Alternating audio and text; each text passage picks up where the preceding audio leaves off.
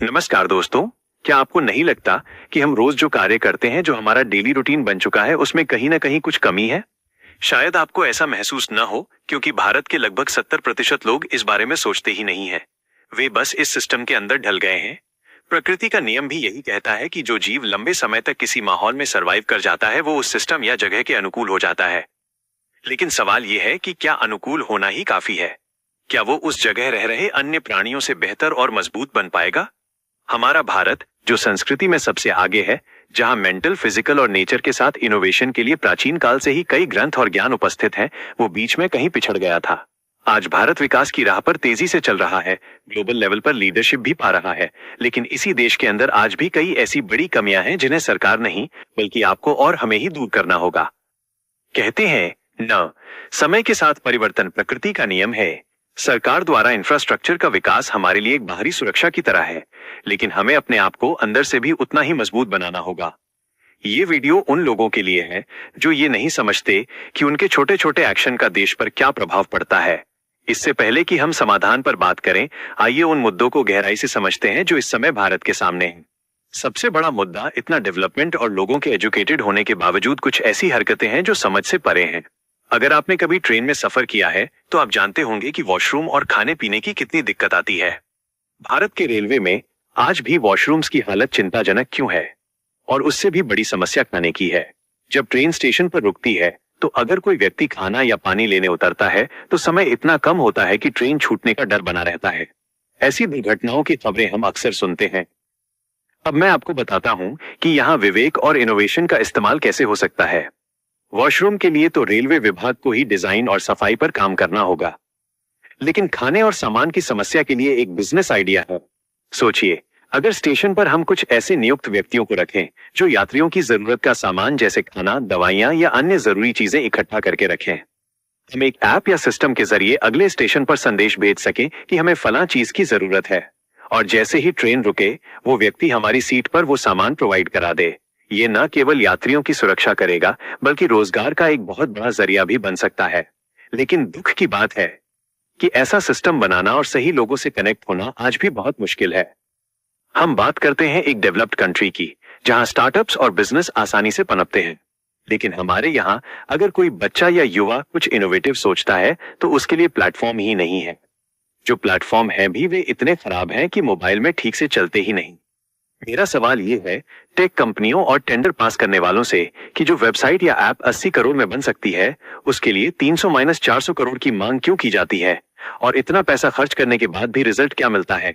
एक ऐसी वेबसाइट जो फोन पर ढंग से काम नहीं करती, कभी ओटीपी की प्रॉब्लम, कभी सर्वर डाउन। आज का युवा हो या बुजुर्ग, सब टेक्नोलॉजी से जुड़े हैं और कोई अपना दिमाग खपाना नहीं चाहता।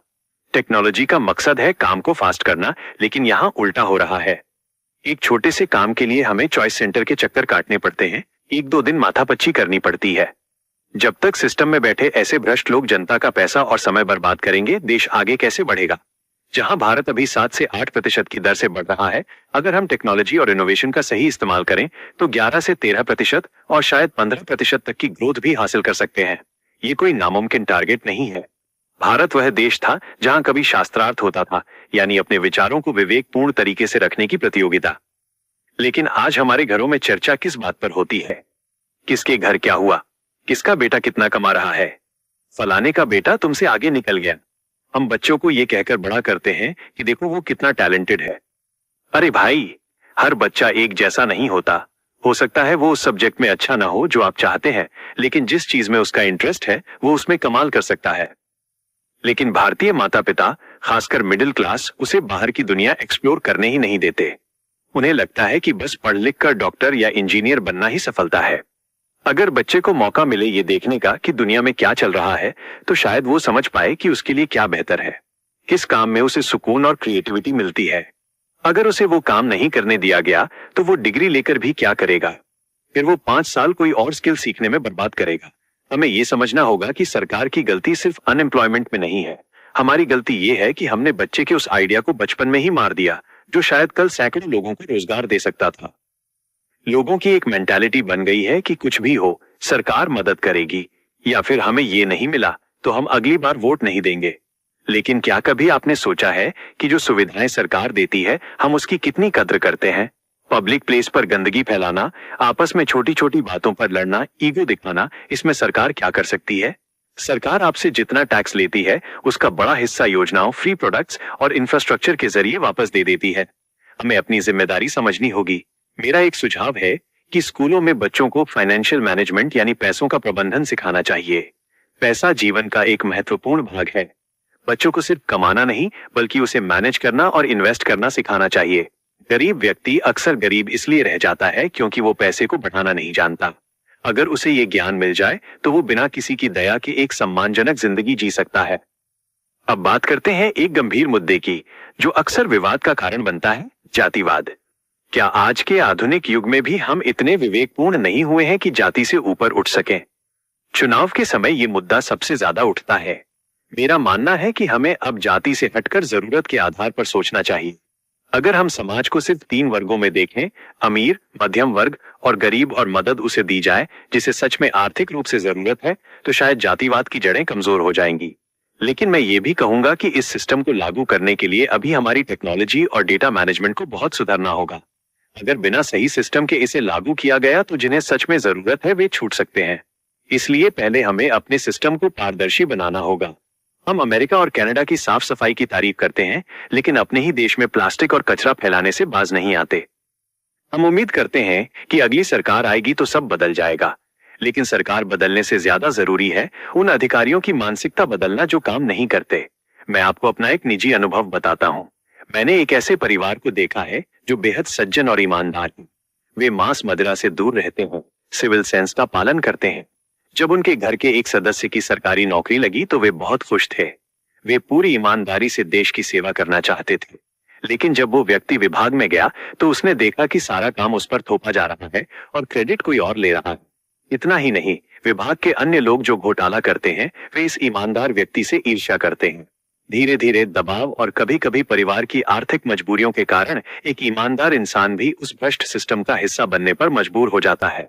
ये एक धीमा जहर है।